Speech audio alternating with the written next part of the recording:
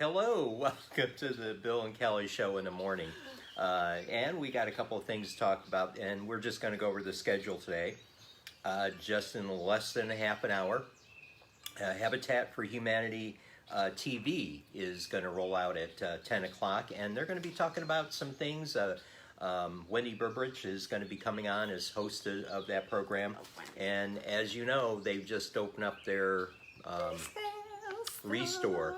You know, if there's something you're looking for, they have furniture, they have appliances, building stuff, everything. Right, or if you're thinking about, you have a kid moving out of the house after this whole pandemic is done, but if they're thinking about moving the house, it's a great place to go to find some inexpensive furniture for their dorm room or for their new apartment.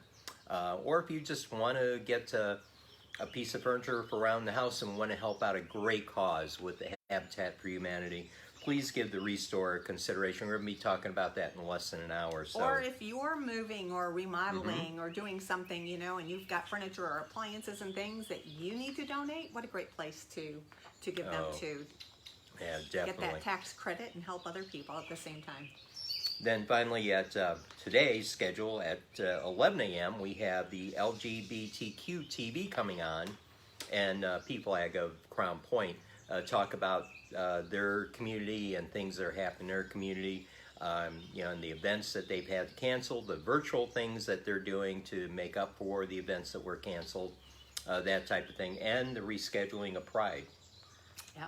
Yeah, so tune in for that at 11 o'clock, and we're really happy that we're able to make a platform for these people to share their information on a regular basis. With that, I'm going to turn it over to Kelly because she's got some exciting news. Well, the Crisis Center is having their 26th annual Wine Fest, but this is an unusual year, so obviously we're not doing it in person. We can't have hundreds and hundreds of people in a room looking at all these wonderful things, so we're doing it virtually this year.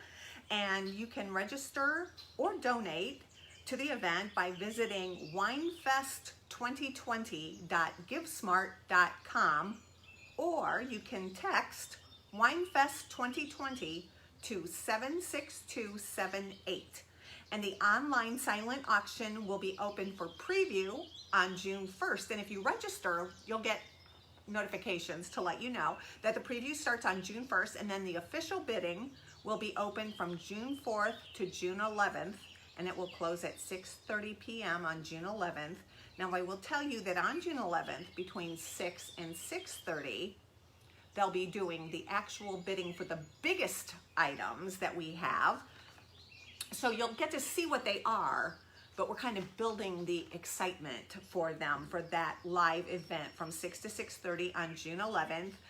Bill and I are going to be there. I'm kind of hosting. Bill's doing all the background video work and stuff like that. But we're super excited. Some of the items that they have are tickets on the ice for Hawks game. They have a week at a condo in Sanibel in Florida, plus awesome. Airfare. They have Bears tickets, all kinds of. Some of the birds are digging this. Well, yeah, they're excited. You hear they them? Should be, yes. So we have some really great items for that evening, plus amazing items to bid on throughout that week. So please, if you can give, if you want to, bid on auction things, if you want to just donate to help. And the really exciting thing for us is we had an anonymous donor who offered to cover all of our costs for doing this.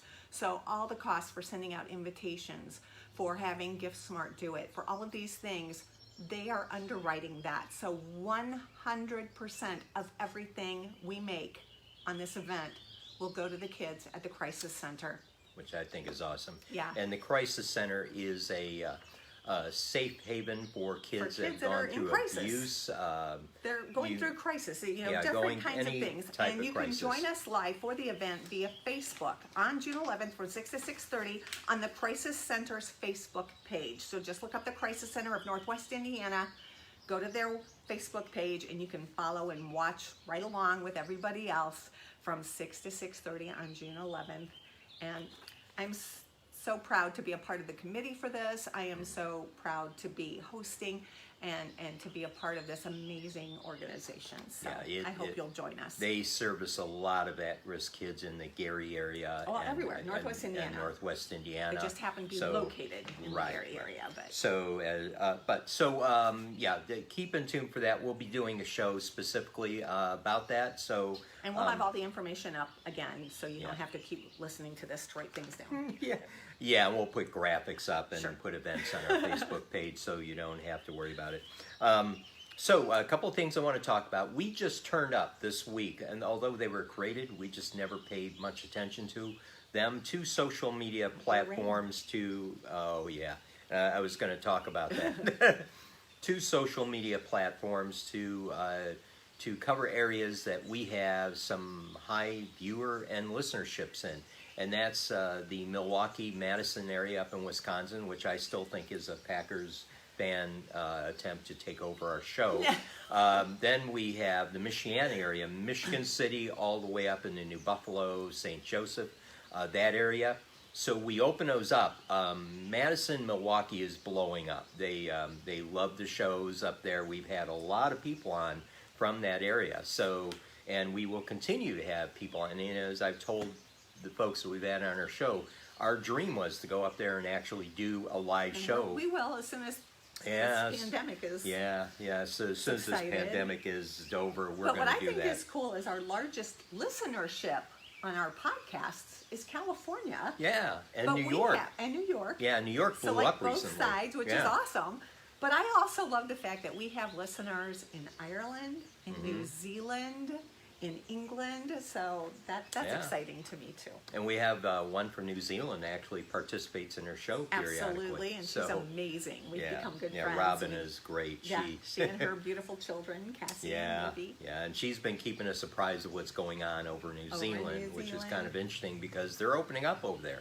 Right. You know, they've feel like they've not tackled it, but they're pretty confident that that they're being safe enough that they can open things up there. So I mean, and I think it's weird that this entire country of New Zealand has had less cases than just Lake County, Indiana. Yeah, but yet it's when you compare. They took care, when you compare Indiana to New Zealand population-wise, it's close. New Zealand is a little bit smaller, but still, I mean, it's like 3 or 4 the amount of times of infections here compared to there per capita. So. Well, as the rain starts coming down on our backs, I was going to tell you a little bit about the weather forecast. It's going to be raining today, surprise. Yeah, Thursday. Let's see, what's the weather today? Rain. 70% chance. I'm putting it at 100% right here.